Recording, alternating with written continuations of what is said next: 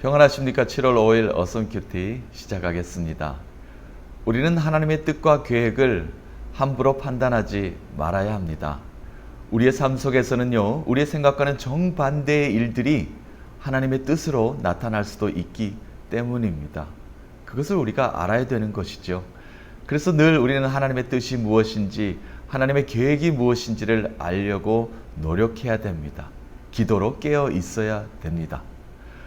오늘 남유다가 예루살렘이 바벨론의 포로로 끌려가는 자들이 있었고, 그리고 예루살렘에 남아서 항거하는 자들이 있었습니다. 바벨론으로 끌려가는 자들은 많은 사람들이 이야기합니다. 이제는 멸망했다. 저들의 생활은 이제 끝이 나버렸다. 하나님의 진노와 분노가 저들에게 임하였다. 라고 이야기했지만, 그러나 하나님은 말씀하십니다. 바벨론에 항복하는 자는 나에게 항복하는 것이다. 너희들의 모든 것을 포기하고 두 손 들고 이제는 내가 너희들을 구원하고 회복할 날만 기다리게 될 것이다. 라고 말씀하십니다.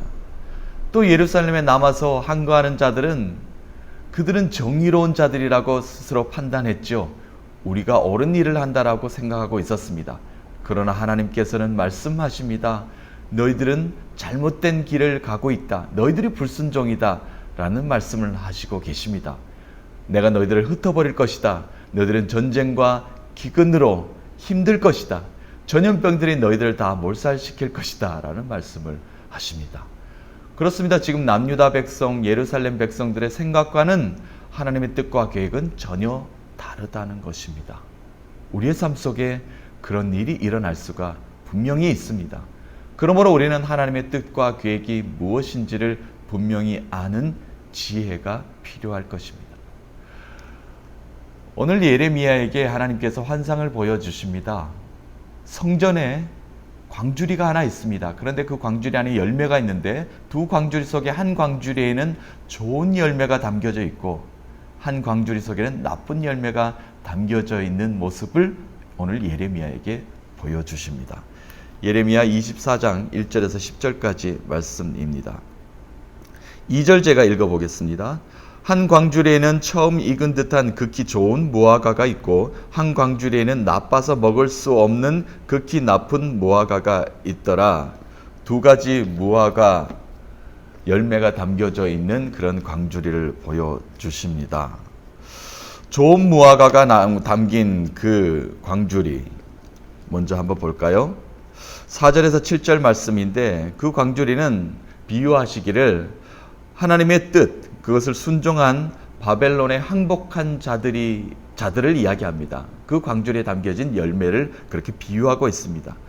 그들을 하나님께서는 잘 돌보아 줄 것이다. 그리고 너희들을 마지막에 구원시킬 것이다. 회복시킬 것이다. 라고 말씀하십니다. 7절 말씀 한번 읽어봅니다. 내가 여호와인 줄 아는 마음을 그들에게 주어서 그들이 전심으로 내게 돌아오게 하리니 그들은 내 백성이 되겠고 나는 그들의 하나님이 되리라. 다시 한 번 더 회복.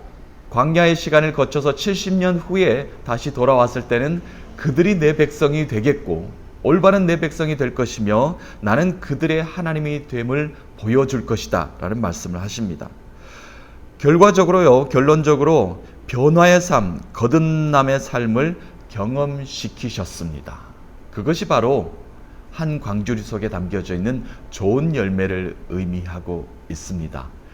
지금 바벨론에 끌려갑니다. 포로 생활을 합니다. 아픔이 있을 것 같습니다. 여호야김의 아들, 지금 여호야긴도 지금 끌려가는 사태가 벌어졌습니다. 그러나 왕도 끌려가고 백성도 끌려갔지만 그 백성들을 회복시킬 것이다. 하나님의 백성으로 다시 만들 것이다. 하나님이 진짜 하나님이 되심을 보여줄 것이라는 하나님의 뜻과 계획을 말씀하고 계십니다. 자, 두 번째로 나쁜 무화과를 이야기합니다. 광주리에 담겨진 나쁜 무화과는 어떻게 표현하고 계시냐면은 8절부터 10절까지 말씀에 하나님의 뜻에 불순종한 백성들을 의미하고 있습니다. 바벨론의 항거에서 예루살렘에 계속 머물러 있던 자, 그리고 애굽과 손을 잡아서 다시 한 번 더 애굽에 종살이하듯 종노릇하듯 애굽에 굽신거리는 예루살렘의 백성들을 말하고 있습니다. 이 백성들을 하나님께서는 흩어지게 만들 것이다. 환난과 조롱과 저주가 너에게 임하게 될 것이다. 그래서 10절 말씀에 내가 칼과 기근과 전염병을 그들 가운데 보내 그들이 내가 그들과 그들의 조상들에게 준 땅에서 멸절하기까지 이르게 하리라 하시니라. 결과적으로요, 절대 변하지 않는 삶을 살고자 선택한 이 예루살렘의 백성들, 유다 백성들, 그들은 하나님께 돌아오지 못하게 될 것이다. 그들은 악행을 저지른 그 길로 계속 가고 말 것이다.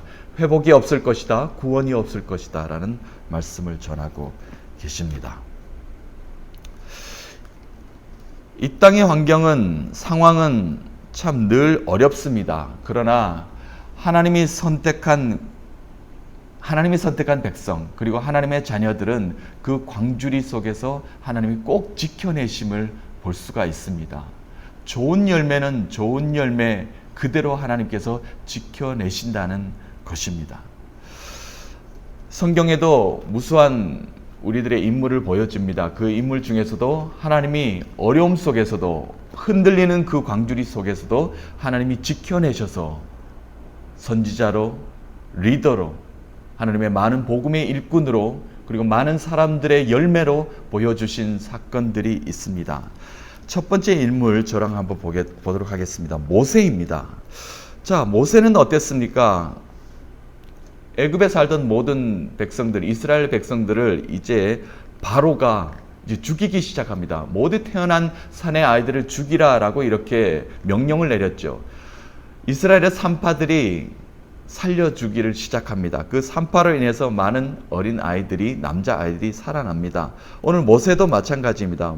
출애굽기 2장 3절에 보니까 더 숨길 수 없게 되며 그를 위하여 갈대 상자를 가져다가 역청과 나무 진을 칠하고 아기를 거기 담아 나일 강가의 갈대 사이에 두고, 나일 강가의 갈대 사이에 상자를 만들어 물이 들어오지 않게 해서 모세를 거기 띄웠습니다. 그래서 모세가 그 풍랑에, 물결에 넘어져서 죽는 것이 아니라 바로의 딸 공주가 그를 건져내게 됩니다.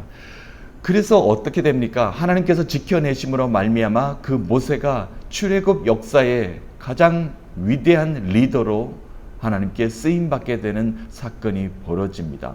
구원의 선두 리더로 하나님께서 사용하신 것을 볼 수가 있습니다. 그렇습니다. 광주리 안에 든 그 어린 생명, 죽을 수밖에 없는 어린 생명, 나일강에 띄워졌던 그 어린 생명을 하나님께서는 지켜내셨습니다. 그래서 열매 맺게 하셨습니다. 출애굽하게 만드신 이스라엘 백성들의 민족의 지도자로 하나님께서는 쓰임받게 만들어 주셨다는 것입니다. 사도 바울 한번 보겠습니다. 사도행전 봅니다. 사도행전, 사도 바울이 예수 그리스도, 유대 예수 그리스도를 핍박하는 선봉에 서 있었습니다. 그래서 다메섹으로 그들을 잡으려고 죽이려고 가다가 예수 그리스도를 만나게 됩니다. 변화되는 삶이 다메섹 상의 도상에서 이루어지게 되죠. 그래서 유대인들에게 예수 그리스도를 증거합니다. 그랬더니 유대인들이 어떻게 합니까? 사울을 죽이려고 합니다. 바울을 죽이려고 합니다. 그랬더니 바울의 간밤에 도망치는 모습이, 피신하는 모습이 사도행전에 펼쳐지게 됩니다. 9장입니다. 25절. 그의 제자들이 밤에 사울을 광주리에 담아 성벽에서 달아 내리니라. 하나님께서는 살려주십니다. 광주리에 담아서 사울을 피신시키십니다. 그래서 사울은 복음의 일꾼으로 쓰임받게 됩니다. 많은 사람들에게 참 그리스도의 복음이 무엇인지, 특히 로마의 이방인들에게 그리스도의 참 사랑이 무엇인지, 복음이 무엇인지, 그리고 하나님께서 이 땅에 메시아를 보내셔서 우리의 죄과를 다 도말해 주시고 구원하셨다는 그 사건을 온 세상에 선포하는 그 열매 맺게 하여 주셨던 그 하나님의 지켜주심이 오늘 바울에게 나타나 보이십니다. 누가복음으로 한번 가보겠습니다. 누가복음에 예수 그리스도께서 복음을 전하십니다.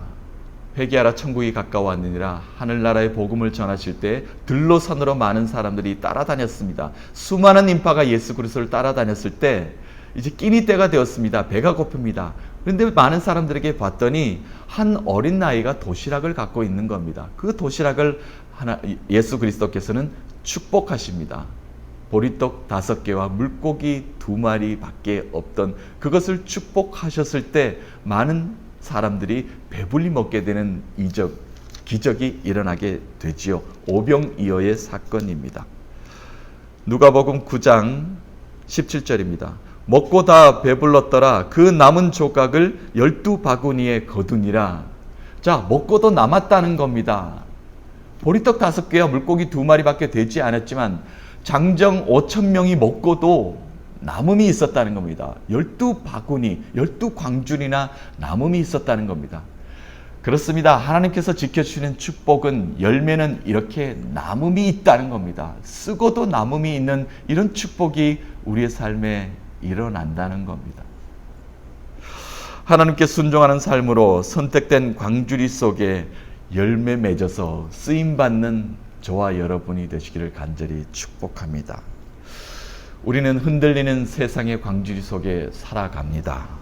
좋은 열매의 모습을 지켜내도록 우리가 믿음의 경주를 다하기 위해서 우리는 늘 깨어 있어야 될 것입니다. 하나님은 우리를 오늘도 지켜주실 것입니다. 이 세상에 흔들리는 넘어질 수밖에 없는 나일 강가에 빠질 수 없는 그 광주리를 상자를 지켜주십니다. 그 안에 우리의 귀중한 열매가 담겨져 있기 때문에 그렇습니다. 오늘도 하나님은 우리와 함께 하십니다. 하나님이 꼭 우리를 지켜주실 것입니다. 우리의 믿음을 그 안에서 지켜내십시다. 열매 맺게 하십니다. 그래서 많은 사람들에게 복음의 사역자로서 사명자로서 소명을 가지고 살아가는 오늘 한날 되시기를 간절히 축복합니다. 쓰고도 남는 그런 열매의 축복, 남는 열매의 축복을 우리에게 허락하여 주실 것입니다. 그 하나님과 동행함으로 말미암아 승리하시는 여러분 되시기를 간절히 축복합니다.